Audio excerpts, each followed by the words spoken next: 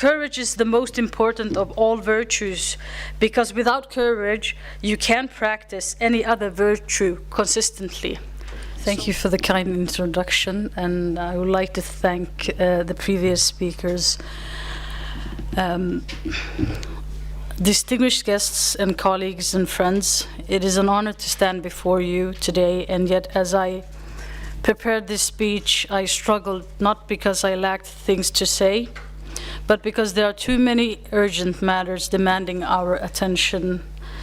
We are living in an era of profound instability, inequality is deepening, democracy is eroding, wars are spreading, and all of this is happening against the backdrop of an accelerating climate crisis.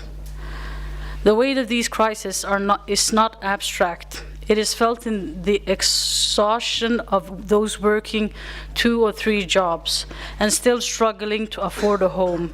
It is felt in the desperation of young people watching their future shrink before their eyes.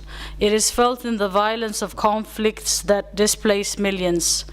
It is felt in the suppression of voices calling for justice. It is felt in the widening gulf between the powerful and the powerless. Not long ago, the world seemed to be moving toward a new future.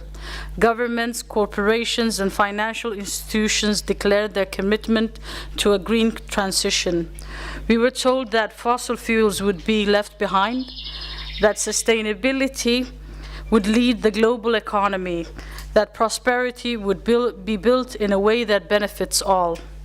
And then suddenly that momentum collapsed. With a single election in the United States, the political winds shifted, and the illusion of a corporate-led green transition crumbled. We ask ourselves, what happened? Corporations that had spent years promoting their commitment to sustainability quietly reversed course. They are expanding their fossil fuel investments. They are lobbying against stronger climate policies. They have doubled down on profit over progress. And what does that tell us? That these commitments were never about principle. They were never about true transformation. They were about convenience, and when political conditions changed, so did their priorities. But the deeper problem is this. Even before this shift, the green transition was not built on justice. It was built on the same economic structures that created the crisis in the first place. And unless we change that, unless we recognize that a sustainable future must be rooted in fairness and equality, this transition will only reinforce the very inequalities that brought us to the brink. Far too long, economic inequality has been treated as an unfortunate side effect. Please, Sheikh, you wanted the people's attention. I would also like your attention. Thank you, thank you, thank you. For too long, economic inequality has been treated as an unfortunate side effect of progress, a necessary trade-off, an acceptable price for innovation, but that logic is failing. Because inequality is not just an economic issue, it is a political issue, a moral issue, and most urgently, a threat to global stability. A world where a handful of billionaires control more wealth than half of humanity is not a world built for peace. It is a world built for resentment. It is a world built for division. It is a world built for conflict. And we are seeing the consequences unfold. Democracy is eroding because people have lost faith in governments that serve billionaires instead of citizens. Extremism is rising because economic despair breeds anger, and that anger is being weaponized by those who are offering scapegoats instead of solutions. Violence is escalating because inequality creates desperation, and desperation leads to instability. This is not speculation. This is already happening. But what happens when it happens at an even greater scale? Because here is the reality: the climate crisis will accelerate all of these fractures. We are already seeing more frequent and extreme climate disasters, crop failures causing food prices to skyrocket, coastal cities facing flooding, leaving thousands without homes, entire communities forced to migrate not by choice, but by necessity. This is just the beginning. What happens when food scarcity is not a crisis in one country, but in dozens?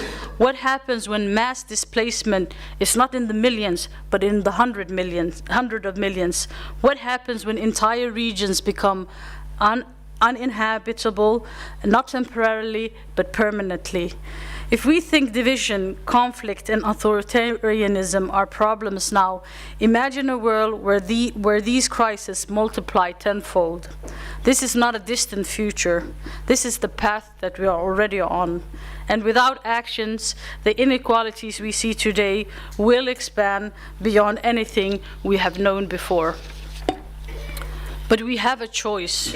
We can allow the green transition to be shaped by the same economic forces that created the climate crisis, or we can ensure that it is built on a foundation of fairness, inclusion, and justice.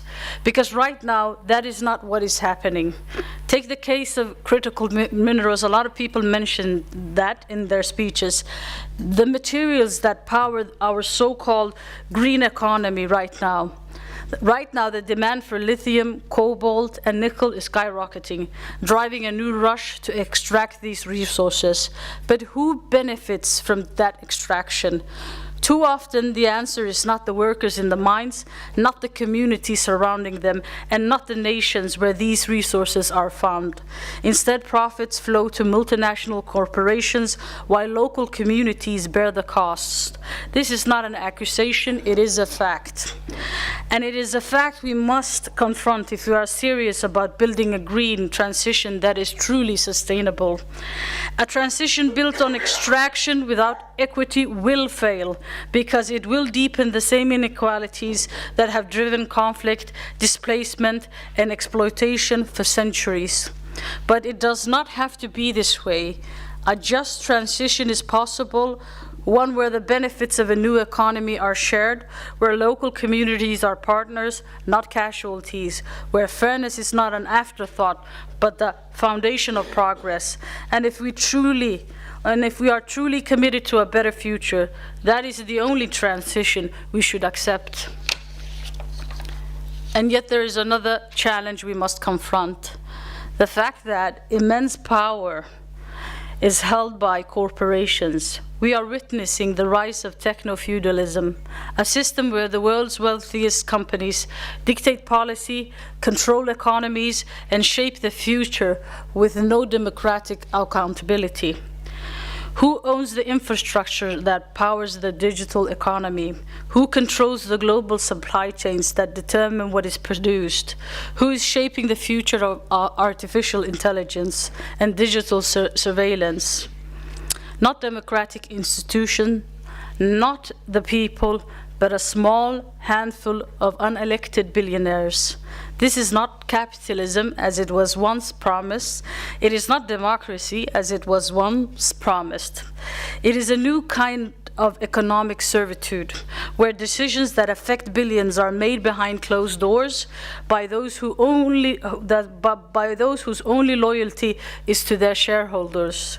If we do not challenge this, the green transition will not lead to a more democratic world. It will lead to a world where corporate power is stronger than ever, at the cost of workers, communities, public interest, and the planet. So what do? We recognize that peace is not just the absence of war, it is the presence of justice. That equality is not a utopian ideal, it is a necessity for survival. That a green transition without equality will not create stability, it will create more division. Because a world where prosperity is hoarded, where justice is selective, where economic power determines political outcomes, is a world that cannot sustain itself. The only green transition that will last is one that is built on cooperation, inclusion, and shared prosperity. One where communities are not just resource providers, but decision makers. One where sustainability is not just a corporate slogan, but a lived reality for all. One where the future is not dictated by profit margins, but by a commitment to fairness. The future is not written yet, and we are the ones who decide what happens next. Will we allow the same forces that led us into the crisis dictate our response? Or will we finally choose justice over greed, peace over profit, equality over exploitation? The world we want will not build itself, and it is time to build it together. I will leave you with a quote from Maya Angelou that I think I've talked about human crisis and the climate change and the wealth gap and also the techno-feudalism, but I think we have another crisis that us as human beings, and I think it's a crisis of courage. I feel that we are not courageous enough to take the decisions that we need to take to face the future. And I also think that our silence will not protect us. It won't protect us from what is happening and the development that we are seeing today.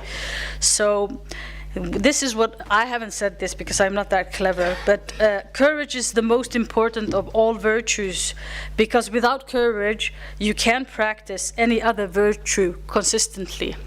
So I urge you to find courage within yourselves, because I believe we all have it. Thank you very much.